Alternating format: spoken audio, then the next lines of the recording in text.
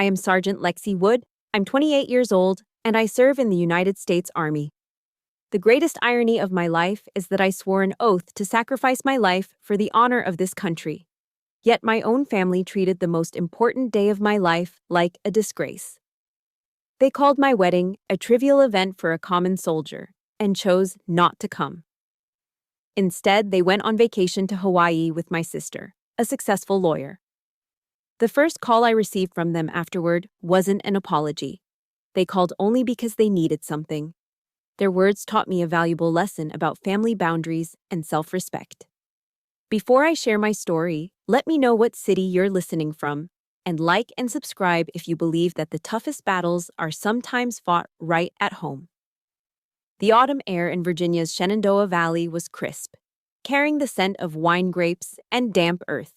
Golden leaves drifted down from the oak trees, blanketing the grounds of the rustic winery where I was about to marry the love of my life, Caleb.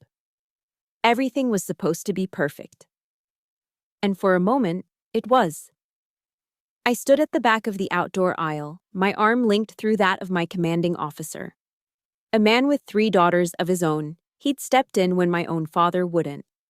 My hands, hidden in the folds of my simple, elegant wedding dress, were steady. My breathing was controlled.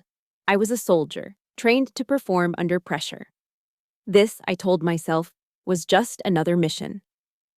As the music began, a soft string quartet playing a familiar melody, we started our walk. I kept my eyes fixed on Caleb, standing at the altar with a smile that could calm any storm. But my peripheral vision betrayed me.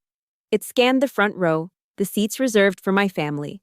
My father, Preston Wood, a prestigious D.C. lawyer. My mother, Dr. Victoria Wood, the Dean of Humanities at Georgetown. My sister, Cassie, the golden child. The row was empty. It wasn't just empty space. It was a cold, gaping void. A vacuum that sucked all the warmth out of the autumn air. The silence from that empty row was a condemnation, louder and more brutal than any words they could have ever spoken. I felt the pitying glances from Caleb's family, from my friends, from my brothers and sisters in arms. Their sympathy felt like salt on a wound I didn't even know was still bleeding. I took a deep, steadying breath, forcing the lump in my throat down. I would not break. Not here, not now. I focused on Caleb's eyes, my anchor in the storm, and I completed the mission. I walked down that aisle, I said my vows, and I became his wife. But the shadow of that empty row lingered, a dark stain on the brightest day of my life. That night, in a cozy log cabin nestled in the woods, I couldn't sleep. Caleb was beside me, his steady breathing a comforting rhythm in the quiet room. But my mind was a battlefield. Around 2 a.m., I gave up, slipping out of bed and grabbing my phone. It was a mistake, an act of self-sabotage I couldn't seem to stop. I opened Instagram, and there it was. My sister, Cassie, had just posted a new photo series. The first image felt like a physical blow, knocking the air from my lungs. My father, mother, and Cassie were all there, beaming on a white sand beach. Behind them, the sky was a brilliant, cinematic explosion of purple and orange, a Maui sunset. Dad was wearing a breezy Tommy Bahama shirt, the kind he only wore on expensive vacations.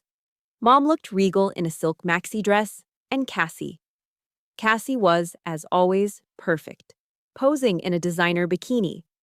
They were laughing, holding champagne flutes, looking utterly carefree. Then I read the caption, "Recharging with the ones who truly matter. Family first. Hawaii life. The ones who truly matter." The words echoed in the silent cabin. Each one was a perfectly aimed dagger. So, what was I? If they were the ones who mattered, then I was nothing. The hashtag felt like a sick joke. Family first. Whose family? Clearly not mine. My wedding day, the day I had started my own family, was the day they chose to publicly declare that I wasn't part of theirs.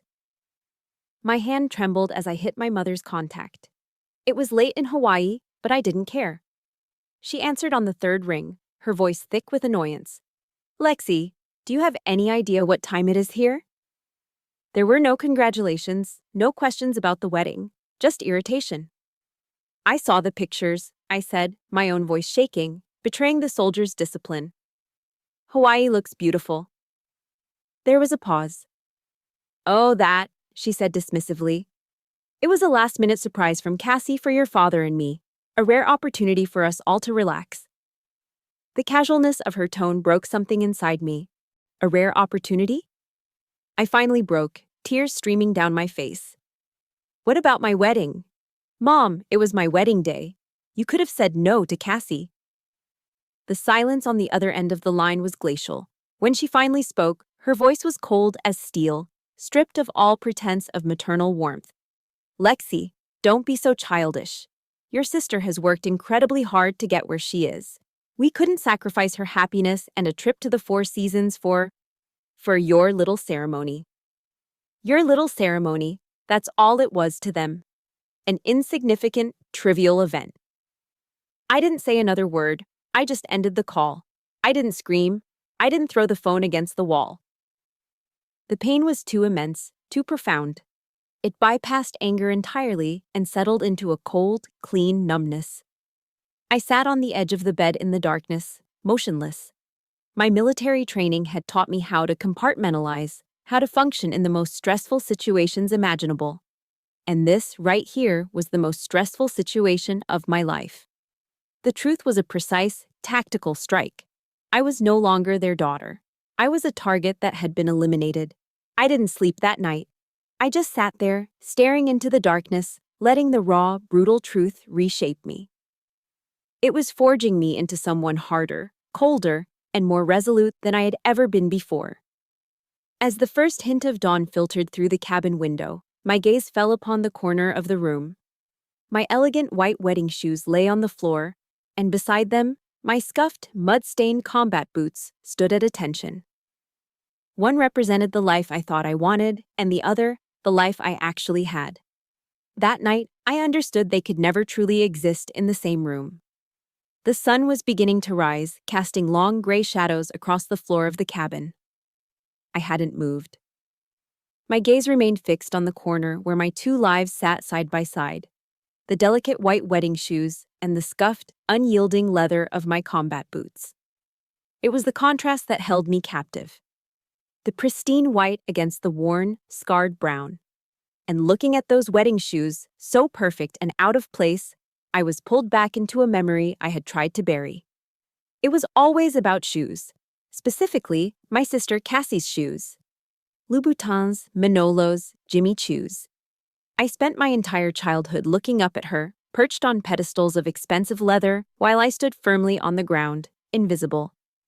That ground was in Potomac, Maryland, in a sprawling brick colonial with white pillars and a lawn so perfectly manicured it looked like a green carpet.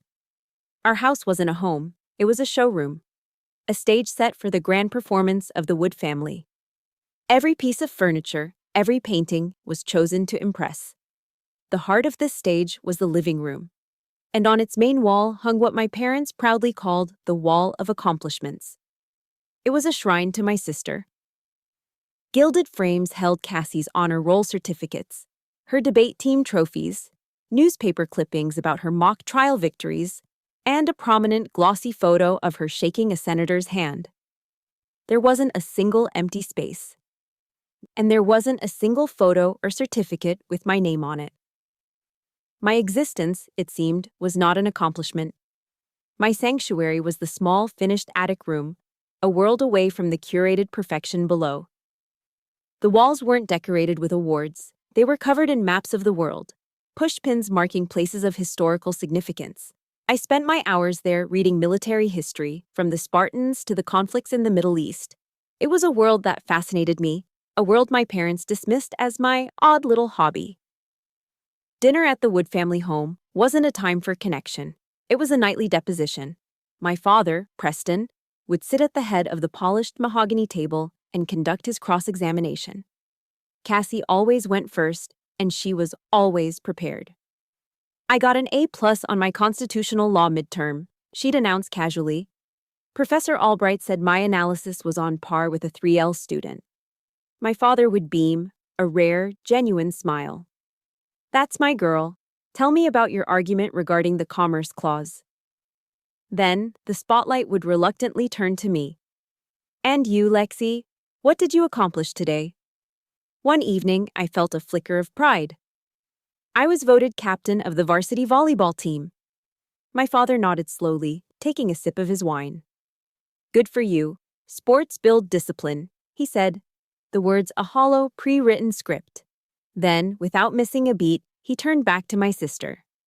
Now, Cassie, about that moot court strategy. And just like that, I was erased. I learned to keep my answers short, my achievements small.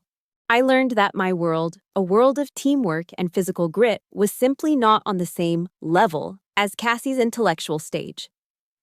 I learned to be silent.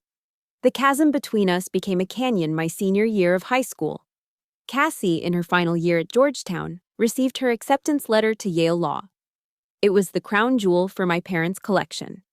They threw a lavish cocktail party at their country club, a catered affair with an open bar and a string quartet. The guest list was a who's who of DC's legal and academic elite. I remember standing in a corner, watching my parents glow as they accepted congratulations on their daughter's brilliant future. A few weeks later, it was my turn to graduate from high school. There was no party, no string quartet. My gift from them was a $100 check left on the kitchen counter with a sticky note attached.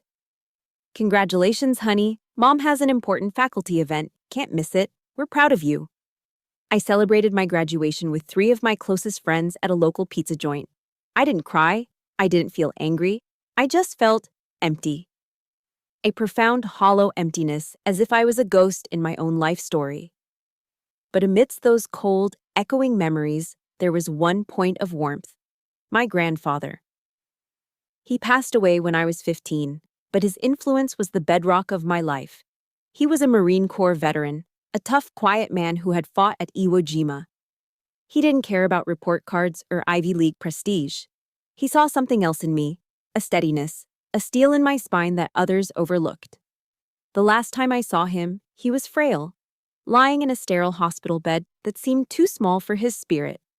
He grabbed my hand, his grip surprisingly strong. His voice was a rasp, a whisper that carried the weight of a lifetime. Lexi, he said, his eyes locking onto mine. Don't ever let anyone tell you a warrior's heart is a small thing. It's the most valuable thing you'll ever have. Those words became my true inheritance. They were my compass, my North Star. They were the reason that, a week after my lonely graduation party, I walked into a U.S. Army recruitment office in downtown Silver Spring. The air smelled of stale coffee and disinfectant. The sergeant on duty looked tired, but he listened. He didn't ask about my grades or my sister. He asked if I was ready to serve. I remember the feeling of the pen in my hand as I signed the enlistment papers. The cheap ballpoint felt heavier than any trophy.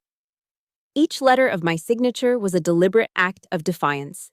It was a final, silent answer to the years of being overlooked, to the wall of accomplishments where my name never appeared. It was my first true declaration of independence, a vow to build my own legacy of honor instead of waiting for one from them. That signature on my enlistment papers was a declaration of independence, but the road to freedom was paved with exhaustion and loneliness. The years that followed were a crucible. I remember the endless nights at AIT, Advanced Individual Training, at Fort Huachuca, Arizona. The desert air was thin and cold before dawn, the silence of the landscape broken only by the sharp commands of our instructors and the thud of our boots on the dusty ground. I was training to be an intelligence analyst, a job that required a different kind of toughness than I'd ever known. It demanded meticulous attention to detail, the ability to see patterns in chaos, and an unwavering mental fortitude. I pushed myself harder than anyone else, often studying while others slept, determined to prove that I belonged there. And in that world, I did. For the first time in my life, my value wasn't measured by my family's name or the prestige of my education. It was measured by my competence, my integrity, and my commitment to the soldier next to me. I earned my stripes.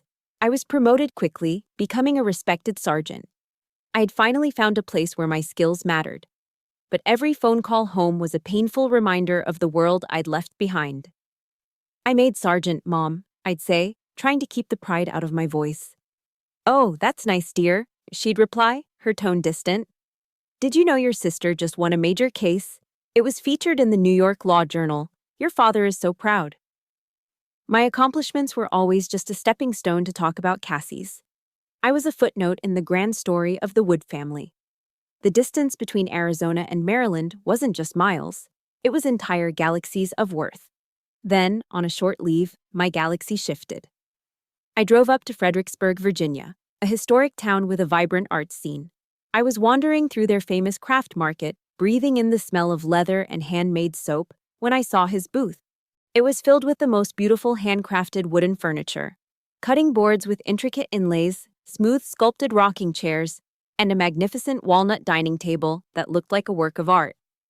The man behind the table had sawdust in his hair and a smile that was as warm and genuine as the wood he worked with. His name was Caleb. His hands were calloused but gentle as he showed me the grain on a piece of cherry wood. He didn't ask me what I did for a living or where I went to school. He asked what kind of trees I liked. We talked for hours, leaning against his workbench. He spoke about his passion for carpentry, a skill passed down from his father. I found myself opening up in a way I never had, telling him about my work, my team, and the sense of purpose I'd found. When I mentioned I was a soldier, he didn't flinch or offer empty platitudes like, "Thank you for your service." Instead, he looked at me, his eyes filled with a quiet respect. "Wow," he said, his voice sincere.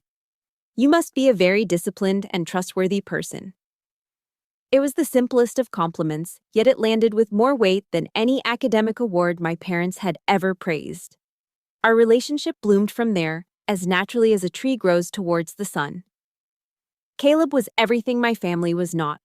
He was grounded, unpretentious, and valued character above all else. When I finally found the courage to tell him about the constant comparisons, the wall of accomplishments, the cold dismissiveness, he didn't try to defend them. He just listened, his expression growing more serious. When I finished, he took my hand and said, "I'm so sorry you had to go through that, Lexi. They have no idea what they're missing out on." With Caleb, I felt seen, truly seen, for the first time.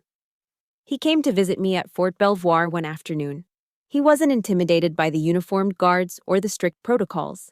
He was just curious, asking questions about the different insignias on the soldiers we passed. We sat in the drab base cafeteria, and he asked about my work. As I tried to explain the complexities of intelligence analysis in simple terms, he listened with rapt attention. When I was done, he just shook his head in admiration. "I've never met anyone as strong as you," he said, his voice full of awe. "What you do every day, it really matters." Tears welled in my eyes.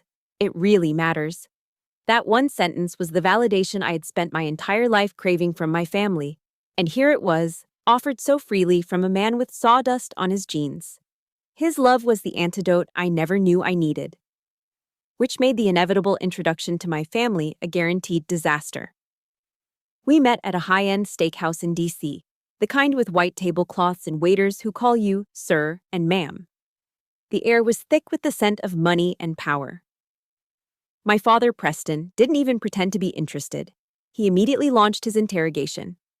"So, Caleb," he began, swirling the wine in his glass, "what's your educational background?" Caleb met his gaze without flinching. "I learned the trade from my father, sir. I built my business from the ground up." My father just smirked, a small cruel twist of his lips. Then my mother, Victoria, chimed in, her voice dripping with condescension. "And does that sort of manual labor pay the bills?" Caleb's calm never wavered. "It's enough to live an honest and happy life, ma'am," he replied with a quiet dignity that was lost on them. For the rest of the meal, they directed all their conversation to Cassie, who had come down from New York. They talked about her firm, her new Manhattan apartment, and a charity gala they were planning. Caleb and I were completely ignored, as if we were ghosts at their table. The anger simmering inside me was so hot I could barely eat. As we left the restaurant and stepped into the cool night air, Caleb took my hand. "It's okay," he said softly, seeing the storm in my eyes. "I'm here for you, not for them." In that moment, I understood the profound difference between the family you're born into and the family you choose. He wasn't impressed by their power. He was proud of my strength. It's an incredible feeling when someone sees the real you, past all the noise and expectation. We all deserve someone who sees our true worth. If you have a Caleb in your life, a partner, a friend, a mentor who truly gets you, press that like button and let me know by commenting with a single heart emoji below. His unwavering support gave me a courage I didn't know I had. I remembered something our Army chaplain once said during a service. Faith isn't the absence of fear, it's taking action in the face of it. I looked at Caleb, my rock, my ally, and a new resolve hardened within me. We were going to get married, and they were going to know. I pulled out my phone, my thumb hovering over my mother's name. My hand was perfectly steady. It's time to tell them. My hand was steady as I tapped my mother's name on the screen. It was a Saturday afternoon, and I'd timed the video call perfectly to catch them all at home, relaxed. Caleb sat beside me on our small sofa, his presence a silent source of strength. A fragile hope flickered within me. Maybe this time, it would be different. Maybe the joy of an engagement would be enough to bridge the gap. Their faces popped up on my phone screen, a triptych of polite indifference. My mother, Victoria, in her home office at Georgetown, framed by shelves of leather-bound books. My father, Preston, in his favorite armchair, the Wall Street Journal folded neatly on his lap. And Cassie, looking effortlessly chic even through a screen. "Lexi, dear," my mother began, her smile not quite reaching her eyes. "What a surprise!" "Hi, everyone," I said, trying to sound cheerful. "Caleb and I have some exciting news we wanted to share." I held up my hand, letting the simple, elegant ring Caleb had designed catch the light. "We're getting married." For a moment, there was just silence. Not the happy, breathless kind, but a heavy, awkward pause. Cassie was the first to speak, a perfectly arched eyebrow raised. "Oh, wow, congratulations, I guess." Then, my mother. "Well, that is news." I ignored the lukewarm reception and pressed on, my hope already beginning to fray. I shared my screen, showing them pictures of the winery in the Shenandoah Valley, the rolling hills, the rustic barn, the beautiful oak trees. "We're planning a small, intimate ceremony in the fall. We wanted something that felt like us." The silence returned, thicker this time. My mother cleared her throat. "Virginia?" she asked, her tone laced with disapproval. "Why on earth there? It's terribly inconvenient for everyone in D.C." Cassie chimed in, a smirk playing on her lips. "A farm wedding. How unique, Lexi." The message was crystal clear. It wasn't grand enough. It wasn't impressive enough. It wasn't a wood wedding. The knot in my stomach tightened, but I held my ground.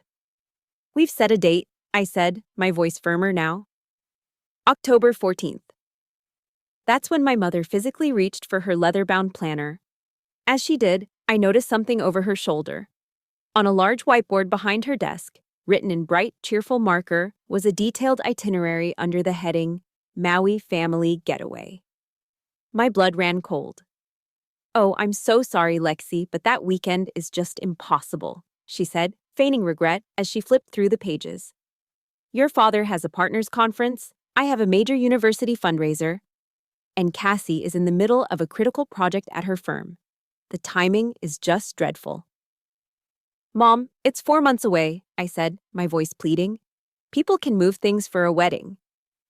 My father finally spoke, his voice laced with the impatience he reserved just for me. "Lexi, be reasonable. We can't ask Cassie, a rising star at a big law firm, to put her entire career on hold for this thing. This thing." The words hung in the air, a verbal dismissal of my entire life, my love, my future. My wedding was just an inconvenient thing. I felt the last of my hope shatter. I looked at their 3 faces on my screen. the faces of the people who were supposed to love me unconditionally. And I asked the question I already knew the answer to. So, none of you can make it. Not one. The silence that followed was the longest of my life. It stretched and expanded until I thought my phone would crack from the pressure. My father looked at my mother. My mother looked at Cassie. No one wanted to deliver the final blow. So, my father did. He leaned forward, his expression hardening into the cold, dismissive mask I knew so well.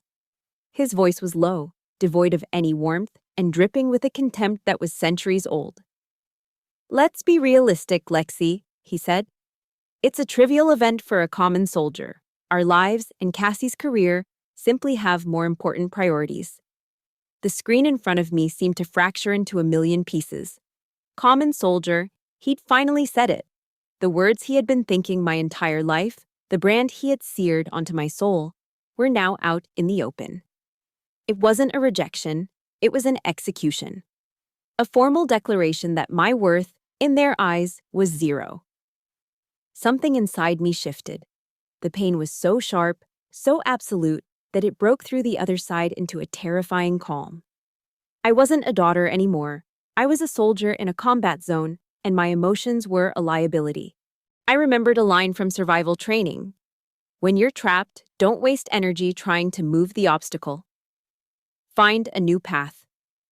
My path was suddenly, brutally clear. I looked straight into the camera, meeting the gaze of the three people who had wounded me more than any enemy ever could. I didn't raise my voice. I didn't cry. I kept my tone perfectly level, a flat line of emotion. "I understand," I said. "I understand your priorities perfectly." And then I ended the call. I sat there, my phone dark in my hand, the silence of our small apartment rushing in to fill the void. I didn't move for a long time. Caleb came over and wrapped his arms around me from behind, resting his chin on my shoulder. He didn't say anything. He just held me. I leaned back into his warmth, the only warmth I had ever truly known. I didn't shed a tear. I just whispered, the words barely audible. "They're not coming." He held me tighter. Then I straightened up, pulling away gently. I looked at him, and the broken-hearted girl was gone. In her place was a sergeant. My eyes were hard, my jaw set. "And I don't need them," I said, my voice filled with a cold, clear certainty. "This wedding is happening, with or without them." I walked over to the small desk in the corner of our living room. Our wedding invitations were stacked in a neat pile, waiting to be addressed. I picked up the top one, an elegant card printed with our names and the date. Then I picked up a black Sharpie. With a steady hand, I drew a thick, deliberate line through the names of Preston, Victoria, and Cassandra Wood on the guest list. It wasn't an act of anger. It was an act of survival. It was the end of an illusion, and the first day of my freedom. The months that followed our wedding were the most peaceful of my life. It was a quiet born from a conscious decision. I blocked their numbers. I created a filter that sent any email from their accounts directly to a folder I never opened. It was a digital amputation, and with it came an unfamiliar sense of freedom. The constant low-grade hum of anxiety I had lived with my entire life, the pressure to please, to be enough, simply vanished. Life with Caleb was simple and good. We spent our weekends working in his woodshop, hiking the trails near the Blue Ridge Mountains, or just cooking dinner together in our small kitchen. I poured my energy into my work at Fort Belvoir, earning a commendation from my commanding officer for a detailed intelligence brief I'd prepared. I was building a life on my own terms, a life based on the values my grandfather had instilled in me: honor, integrity, and hard work. The silence from the Wood family was a balm, and I foolishly allowed myself to believe that they had finally, truly, let me go. I was wrong. The storm broke on a Tuesday morning. It started with a single voicemail. My phone buzzed, displaying a number I didn't recognize. I let it ring out. The notification popped up. New voicemail. I pressed play and my blood ran cold. It was my father. But it wasn't the booming, arrogant voice of Preston Wood, K Street lawyer. This voice was thin, strained and trembling with a raw panic I had never heard before. Lexi, Lexi, call me back the second you get this. It's an emergency. Click. An hour later, another one. Lexi, please, I need to talk to you. It's about the Scottsdale investment. Click. A third voicemail arrived just before lunch, his voice now cracking with desperation. For God's sake, Lexi, pick up the phone. A knot of dread tightened in my stomach. The Scottsdale investment. It was a high-end resort development project in Arizona he'd roped me into a few years back. I had been hesitant, but he'd been so convincing. It's just a formality, honey, he had said, sliding the papers across his mahogany desk. With your military record, the bank will approve the loan in a heartbeat. It makes the whole portfolio look more stable. He had used the very career he despised as a tool for his own gain. When the fourth call came, I answered. I put the phone on speaker, and Caleb, hearing the tension in the air, came and stood behind me, placing a steadying hand on my shoulder. Lexi, finally, my father gasped, sounding breathless. What's wrong, Dad? I asked, my voice calm. It's the Scottsdale deal. It's collapsed, Lexi. The whole thing went under. The bank is calling the loan. They're going to sue us. Us. The word struck me. He so rarely used that word when it came to me. It was always me and your mother, or the family.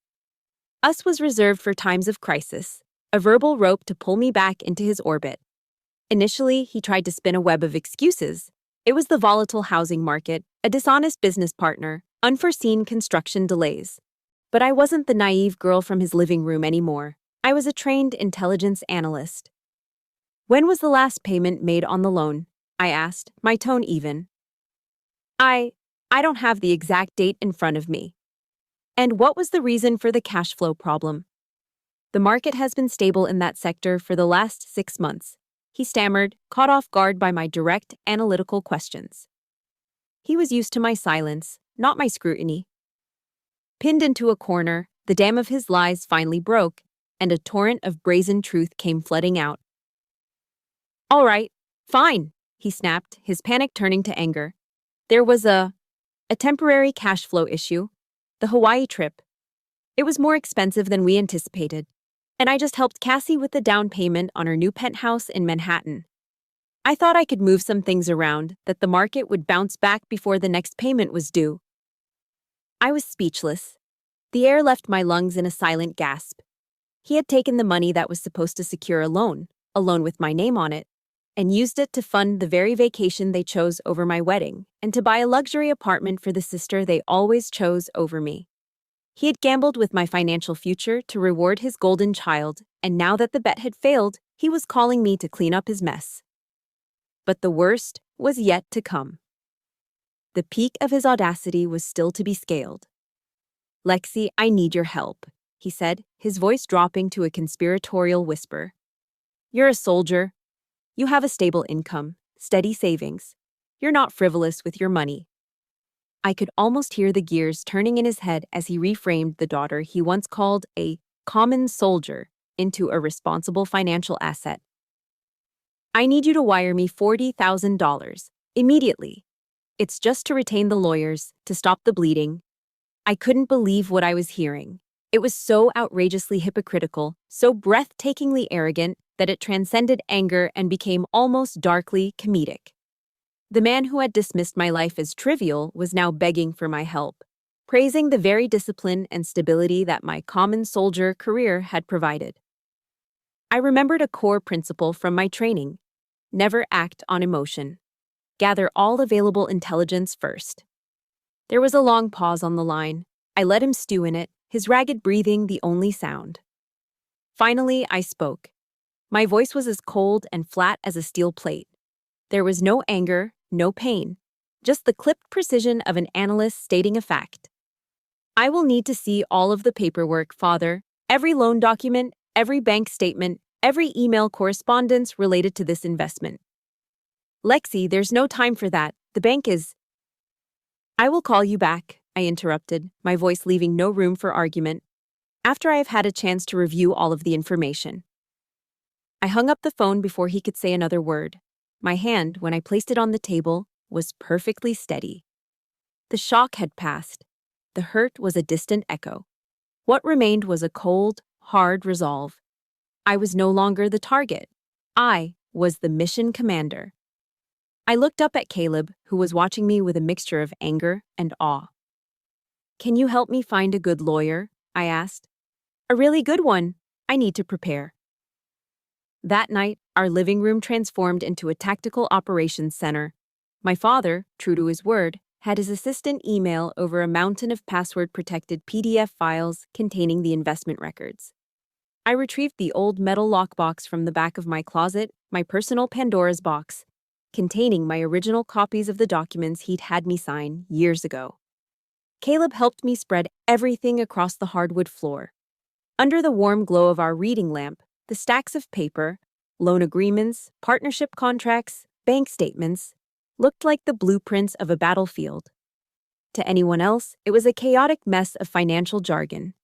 To me, it was a grid map, and I was looking for the enemy's position. Caleb sat quietly on the sofa, a silent sentinel. He kept my coffee mug full and warm, his presence a comforting weight in the room. He didn't offer advice or try to interfere. He just trusted me. That trust was the armor I needed for the battle ahead. I was no longer the wounded daughter. I was Sergeant Wood on a critical mission, and this was my intelligence-gathering phase. I remembered a quote from Sun Tzu's The Art of War, a book we'd studied at the academy. "Know your enemy and know yourself, and you will not be imperiled in 100 battles." Tonight, I was getting to know my enemy. With the focus of an analyst sifting through raw data, I began my work. I cross-referenced dates, highlighted figures, and made notes in the margins. For hours, I traced the flow of money, creating a timeline. The story that emerged from the numbers was colder and more calculated than I could have ever imagined. With the help of an old Army buddy who now worked as a forensic accountant, I got access to the detailed, unredacted loan statements. The picture became brutally clear. The mortgage payments hadn't just been late, they had stopped completely 4 months prior. The date of the last successful payment was May 15th. I pulled up my father's credit card statements, which he had foolishly included in the document dump. The charge for a family vacation package to the Four Seasons Resort in Maui for $25,000 was dated May 17th. 2 days. He had made the final payment to keep the loan from defaulting, and then just 2 days later, he had consciously decided to spend the next month's payment, and much more, on a luxury vacation with his favored child, fully aware that it would push the investment and my name into delinquency. It wasn't a mistake. It wasn't a cash flow problem. It was a choice. He had deliberately sacrificed my financial security for their pleasure. The pain of that discovery was a sharp, physical blow. But I didn't have time for pain. I pushed it down, converting it into cold, hard fuel. I kept digging. And then I found it. The secret weapon. It was buried deep in a chain of old emails between my father and his business partner. My father had forwarded the entire thread, too panicked to edit it. In an email dated a week before I signed the papers, his partner expressed concern about taking on such a large loan. My father's reply made the hair on my arms stand up. He wrote, "Don't worry, my daughter in the Army is co-signing. She's very compliant and won't ask too many questions. Consider her our safe bet." Compliant. A safe bet. I read the words over and over. He hadn't just taken advantage of my trust. He had planned it from the beginning. He had profiled me, assessed my loyalty as a weakness, and used it as a selling point to his partner. I wasn't his daughter in that email. I was a pawn, a tool, a simple-minded asset to be leveraged. That email, combined with the bank statements, was everything. It was incontrovertible proof of premeditated manipulation. Caleb must have seen the look on my face. "What is it, Lexi?" he asked softly. I couldn't speak. I just turned the laptop screen towards him. He read the email, and a low growl rumbled in his chest. He stood up and wrapped his arms around me. "Whatever you decide to do," he whispered into my hair, "I'm with you. But you owe them nothing. You hear me?" Nothing. The next morning, we drove to Richmond to meet with a civil litigation attorney Caleb's friend had recommended. Her name was Ms. Eleanor Vance, a sharp, no-nonsense woman in her 50s with eyes that seemed to see right through you. I didn't present my story with tears or emotion. I laid out the facts logically, chronologically, placing the highlighted bank statements and the printed-out email on her polished conference table. I was giving a mission briefing. She listened intently, her fingers steepled, not interrupting once. When I finished, she reviewed the documents in silence. After a long moment, she looked up at me, not with pity, but with a kind of fierce respect. "Sergeant," she said, her voice firm, "this isn't just gross negligence. By knowingly misrepresenting the use of funds and your role in this, he engaged in fraudulent inducement. You don't just have grounds to refuse payment, you have grounds to countersue." I shook my head. "I don't want his money. I don't want a lawsuit. I just want out. I want my name cleared, and I want this to be over." I paused, taking a deep breath. "And I need to be the one to tell him." A slow, appreciative smile spread across Ms. Vance's face. "I understand completely." She squared the papers into a neat pile. "All right then, let's prepare you for battle." As we walked through the strategy, I felt a strange sense of calm. The truth is a powerful weapon. It doesn't scream or rage, it just is. And I had it on my side. There's a unique power in finding that one piece of cold, hard proof. That text, that email, that forgotten letter. That confirms everything you suspected. If you've ever had that moment of discovery, that feeling of finding your own secret weapon, press the like button and comment with a single key emoji below. When we finished, Ms. Vance looked at me, a question in her eyes. "Are you sure you're ready for this? He won't make it easy." I thought of the little girl in the attic, the young soldier in the desert, the bride staring at an empty chair. They were all standing behind me, lending me their strength. I met her gaze, and my voice was steady, without a hint of doubt. "I'm ready," I said. "Set up the call with him." We set the stage with tactical precision. Ms. Vance scheduled the conference call for 5:30 p.m. on a Friday. I knew my father's defenses would be at their lowest then, worn down by a long week, impatient to start his weekend. This wasn't going to be a daughter calling her father. This was a planned military engagement. I sat at our small dining table, which for the evening had become my command center. Caleb sat next to me, his hand resting firmly on my knee under the table, a silent anchor. My laptop was open, the key documents displayed on the screen. Ms. Vance was on the line, her presence confirmed, her microphone muted. She was my silent overwatch, ready to intervene only if necessary. I took a deep, steadying breath, the kind I take before a mission briefing. I remembered the core principle of negotiation training. Always maintain the higher ground by controlling your emotions. The first person to lose their cool is the one who loses the war. I pressed the button to dial his number. He picked up on the first ring, his voice frayed with a week's worth of anxious waiting. "Lexi, finally, did you get the money?" I ignored the question completely. There was no room for pleasantries. The operation had begun. My voice was level, cold, and devoid of any emotion. "Father, I've reviewed the documents. I have a few questions for you before we proceed." The unexpected formality threw him off. "Questions? What questions? This is straightforward, Lexi." I cut him off, my tone precise and unyielding. "I'm presenting the facts as I have them. According to the bank statements, the final successful payment on the Scottsdale loan was made on May 15th. Is that correct?" I suppose so. I don't have it in front of me," he stammered. "I do," I stated flatly. 2 days later, on May 17th, a charge for $25,000 was made on your credit card to the Four Seasons Resort in Maui. Can you explain that correlation for me? A heavy silence filled the line. I could almost hear the frantic whirring of the gears in his mind as he tried to formulate a defense. I didn't give him the chance. I pressed the attack. "Furthermore," I continued, my voice like ice, "I have an email you sent to your business partner a week before I signed the loan agreement. In it, you refer to me as, and I quote, very compliant and a safe bet who wouldn't ask too many questions. Could you please clarify what exactly a safe bet means in this context, father? The dam broke. His carefully constructed facade of a powerful, in-control lawyer crumbled into dust. He began to sputter, a flurry of denials and deflections. That's taken out of context. How dare you access my private correspondence? What are you accusing me of? I am not accusing you of anything, I replied, my voice dangerously calm. I am presenting the data. The data shows that you intentionally defaulted on a loan that I co-signed to pay for a vacation, after you had already identified me as an easy target for manipulation. His panic morphed into pure rage. It was the last defense of a man who had been cornered by the truth. Who do you think you are, talking to me like this? He roared into the phone.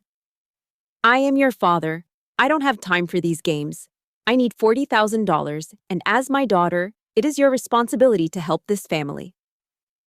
That was the moment. The trigger word: responsibility. A small, mirthless smirk touched my lips.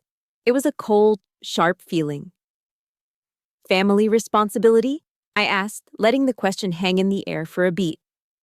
That's an interesting choice of words. I leaned forward, my voice dropping but losing none of its intensity. When I needed my family at my wedding, I was told it was, and I believe the exact words were, a trivial event for a common soldier. I was told that your lives had more important priorities. I paused, letting my words sink in, twisting the knife he himself had sharpened. I could hear his ragged breathing on the other end of the line. He was losing control. He knew he was losing. He made one last desperate attempt, resorting to the only weapon he had left: emotional blackmail. What are you doing, Lexi? He pleaded, his voice suddenly pathetic. Are you really going to destroy this family over some childish grudge?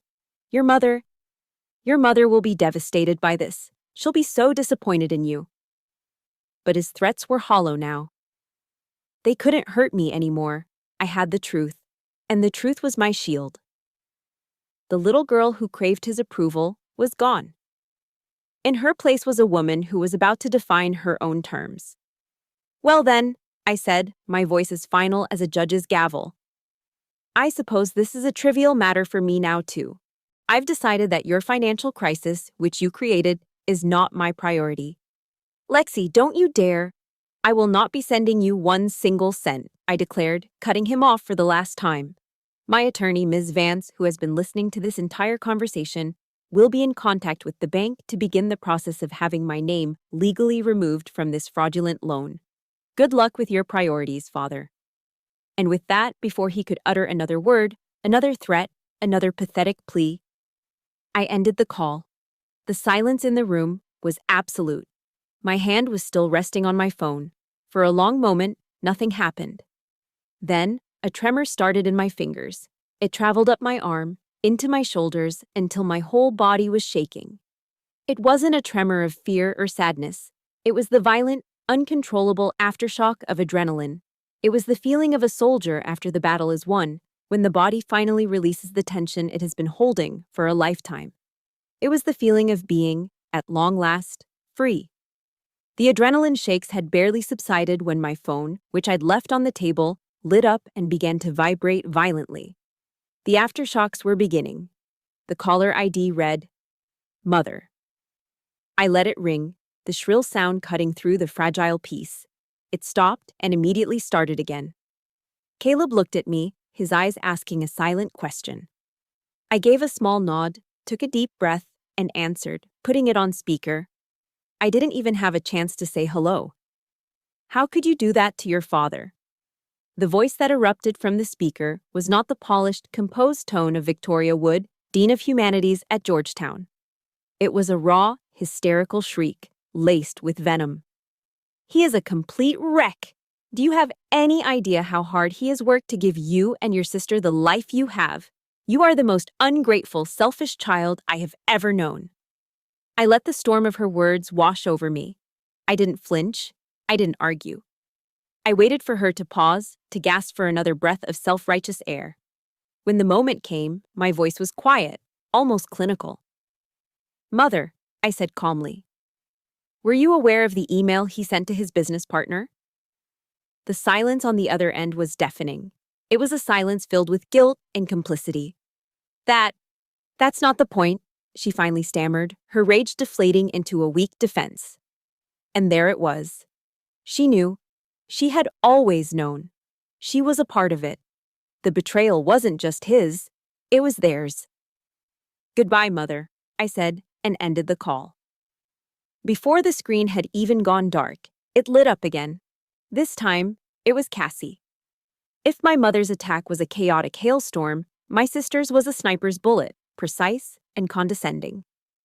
Lexi, I am so deeply disappointed in you, she began, her big law attorney voice in full effect. You're acting incredibly childish. Do you have any concept of the kind of pressure that successful people like Mom and Dad are under? For the first time that night, I laughed. It was a short, bitter sound. Pressure, Cassie? Are you talking about the pressure of funding a Hawaiian vacation and a down payment on your Manhattan penthouse? Do you have any idea that money was supposed to be paying off a loan that I was on the hook for?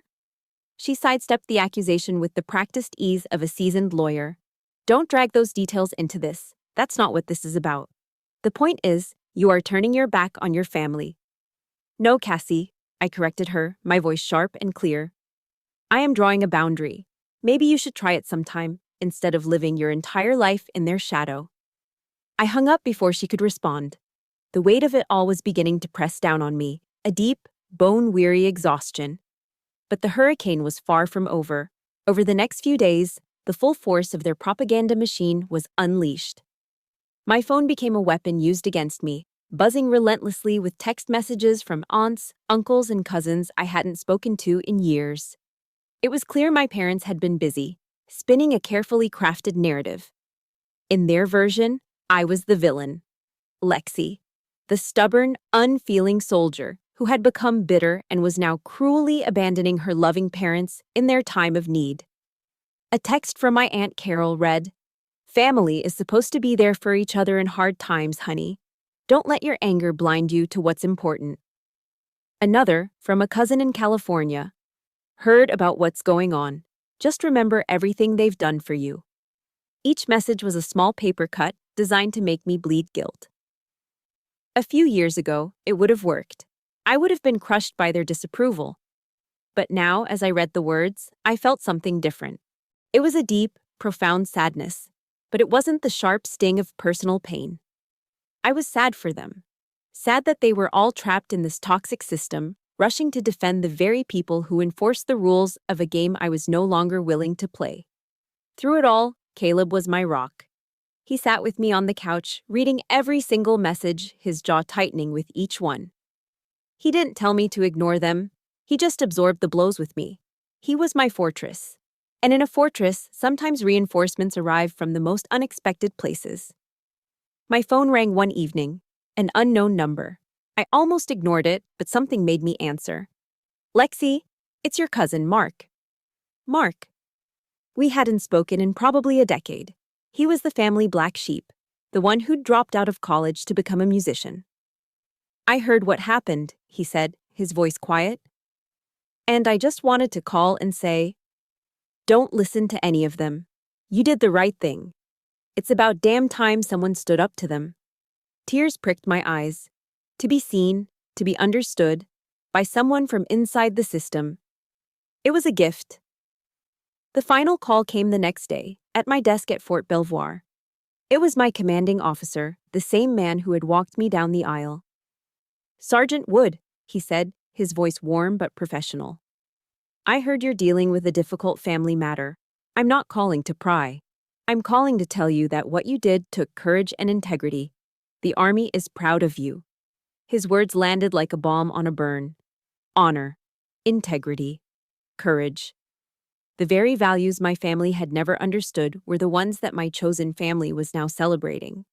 His validation, my cousin's validation, Caleb's unwavering support, that was the only approval I needed.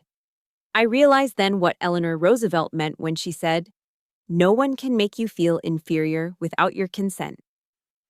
I had finally withdrawn my consent. That night, my phone was still buzzing intermittently on the nightstand. a constant, low-level harassment from a world I no longer belonged to. I picked it up, looking at the screen full of their names. I didn't feel anger anymore. I didn't feel much of anything. I just felt done. With a steady hand, I pressed and held the power button. The screen flickered, asking for confirmation. I swiped right. The screen went black. And for the first time in days, there was silence. The silence that followed the black screen of my phone was unlike any I had ever known. It wasn't just the absence of ringing or buzzing. It was a profound, echoing quiet that filled every corner of our small house. The war was over. I had won. But there was no victory parade, no feeling of triumph. There was only the crushing weight of exhaustion, the kind that settles deep in your bones after a long deployment, when the adrenaline finally drains away and leaves nothing but an empty, hollow space behind. I had spent my entire life fighting an invisible war for their approval. And now that it had ended, I didn't know what to do with the peace. Caleb, with his quiet wisdom, understood. He didn't try to cheer me up or fill the silence with platitudes. He simply brought me a steaming mug of chamomile tea, sat beside me on the sofa, and shared the silence with me as we watched the evening settle over our backyard. His presence was a language all its own, and it said, "I'm here. You're not alone." As a soldier, I was trained to recognize when a situation required backup. You don't charge into an ambush alone, and you don't navigate the minefield of trauma without a guide. I knew this was a battle I couldn't win by myself. The Army teaches you to be tough, but it also provides resources for the wounds you can't see. The next week, I made a call to Military OneSource and scheduled an appointment with a psychologist.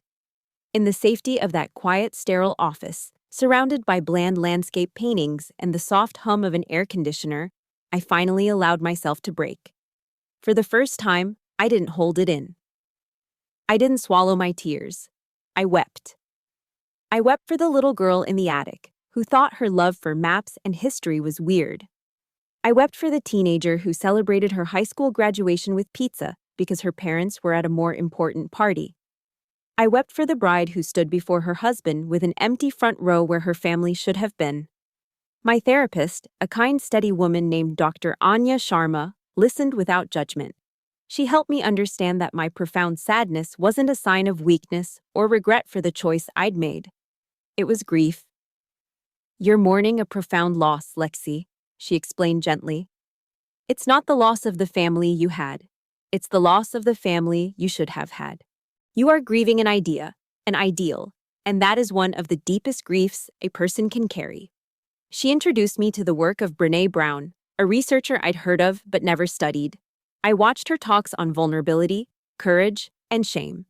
The idea of daring greatly, of having the courage to show up and be seen even when there are no guarantees, it resonated with the core of my being. I realized that drawing that final boundary with my family wasn't an act of anger. It was my ultimate act of courage. During one session, Dr. Sharma suggested an exercise: write a letter to my father, mother, and sister. A letter I would never send. That evening, I sat at my kitchen table and I wrote. I filled pages, my pen flying across the paper. I wrote about the sting of being called a common soldier, the public humiliation of their Hawaii vacation, the cold, calculated betrayal of the Scottsdale investment. I poured every ounce of pain, rage, and confusion onto the pages. But as I wrote, something shifted inside me. The fiery anger began to cool, replaced by something unexpected, a sad, distant pity. I saw them not as monstrous villains, but as deeply flawed people trapped in a golden cage of their own making. A cage built from status, appearances, and the fear of ever being seen as ordinary. They would never know the unconditional love of a chosen family, the quiet honor of service, or the simple joy of a life lived authentically. They were the ones who were truly impoverished. When I finished writing, I took the stack of papers out to the small fire pit in our backyard. Under a canopy of stars, I lit a match. I watched as the flames licked at the edges of the paper, curling the words of my pain into blackened ash. The fire consumed the insults, the neglect, the betrayals. It was a funeral for the life I had left behind. and a baptism for the one I was just beginning to build. In the following months, Caleb and I consciously cultivated our chosen family. Our house, once a quiet refuge, became a hub of warmth and laughter. We hosted weekend barbecues, the air filled with the smell of grilled burgers and the sound of Caleb's classic rock playlist. My closest friends from the base would come, their kids running around the yard with Caleb's friends from his woodworking guild. There were no pretenses, no judgments, no discussions of Ivy League schools or K Street law firms. We talked about our lives, our struggles, our small victories. One Saturday afternoon, surrounded by these wonderful, genuine people, my friend Sergeant Miller, a tough-as-nails woman I'd served with, raised her beer bottle. "A toast," she said, her voice clear and strong. "To Lexi Wood, who taught us all that the greatest courage isn't always shown on the battlefield." Looking at the smiling, supportive faces around me, I finally understood. I had never been truly alone. I had a family. A real one. Built not on blood or obligation, but on mutual respect, shared values, and unconditional love. A few weeks later, a wave of dizziness washed over me at my desk. I chalked it up to exhaustion, but it happened again the next day. A small, persistent thought began to form in the back of my mind. That evening, my hands trembling slightly, I took a home pregnancy test into the bathroom. I set it on the counter, my heart pounding against my ribs as I waited for the result. When the second pink line appeared, faint but unmistakable, I stared at it, my breath caught in my throat. It was the future. An entirely new chapter, arriving unannounced, ready to be written. 2 years passed after the confrontation. 2 years of quiet, steady, intentional peace. The silence that had once felt like a hollow void was now filled with the rich, warm sounds of a life being built. The scene is our backyard in Fredericksburg on a warm Saturday in late summer. I'm not in uniform anymore. I'm wearing a simple blue sundress, the fabric soft against my skin. In my arms, I'm holding a little girl with a mess of dark hair and eyes that hold a fierce, determined spark. My daughter, Willow. She is just over a year old, and she is the center of my universe. The air smells of freshly cut grass and grilling hamburgers. Caleb is at the barbecue, a faded band t-shirt on, humming along to some classic rock station on the radio. The sound of our friends' laughter echoes from the patio, a joyful noise that has become the soundtrack to our new life. This is it. This is the picture of the peace I fought for. Not a grand, dramatic victory, but something quiet, something real. There is no performance, no pressure to impress, just the simple, profound joy of being surrounded by genuine love. My relationship with the Wood family, as I now thought of them, had changed. It hadn't magically healed, but it had shifted into something new, something fragile and uncertain. After a long silent year, my mother had called. It was the day after I told her I was pregnant. The voice on the other end of the line was different, stripped of its usual academic authority. For the first time, I heard a vulnerability in it, a crack in the polished veneer. They came to visit after Willow was born. There was no grand apology, no tearful reconciliation. The wounds were too deep for that. But their actions spoke in a language their words never could. They arrived with gifts that were thoughtfully chosen, not just expensive, a handmade wooden rocking horse Caleb had admired, a first-edition copy of Goodnight Moon.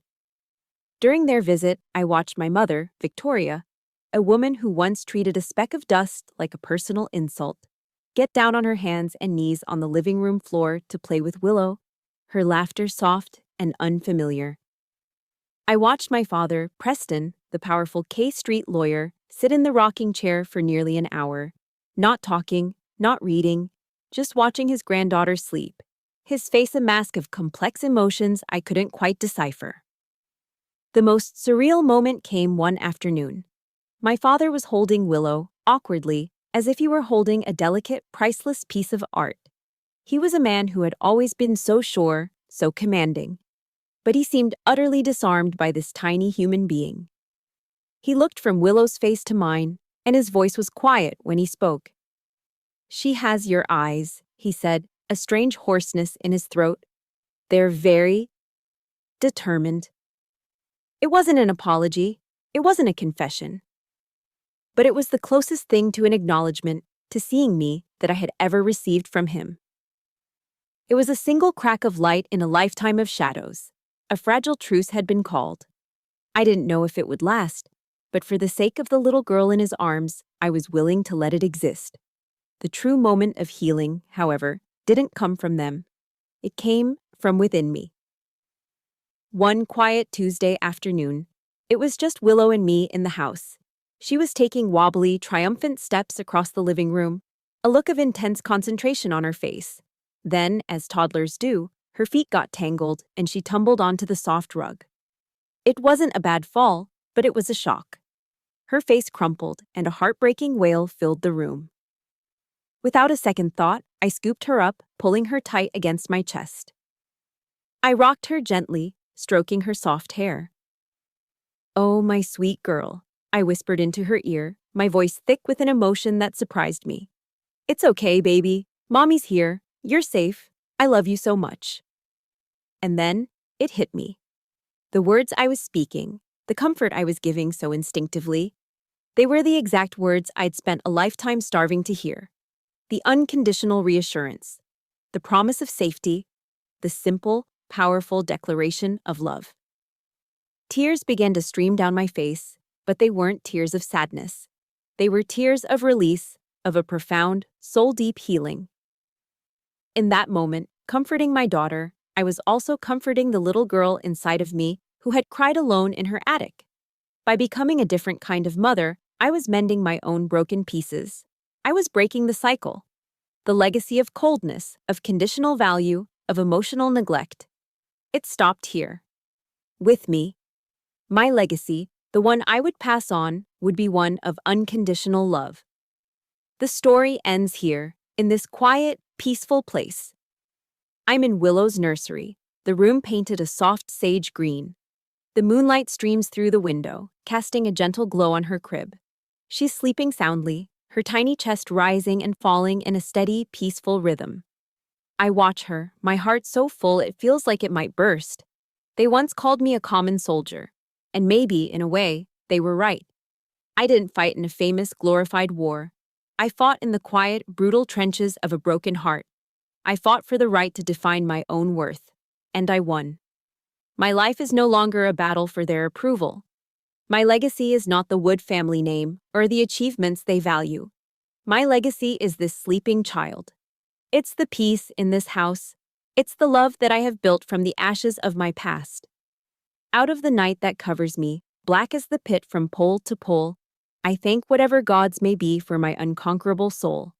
I am the master of my fate. I am the captain of my soul. And finally, after all the storms, I have found my way home. Thank you for walking this path with me. My story is a testament to the fact that our past does not have to define our future. It's about breaking cycles and forging our own legacy of strength and love. Now, I'd love to hear from you. In the comments below, share one word that defines the legacy you are building for yourself. Whether it's kindness, courage, or peace, let's fill this space with inspiration. If my journey resonated with you, please consider liking this story and subscribing to the channel. Your support helps us share more stories of resilience, creating a community where we can all feel seen and heard. Thank you for listening.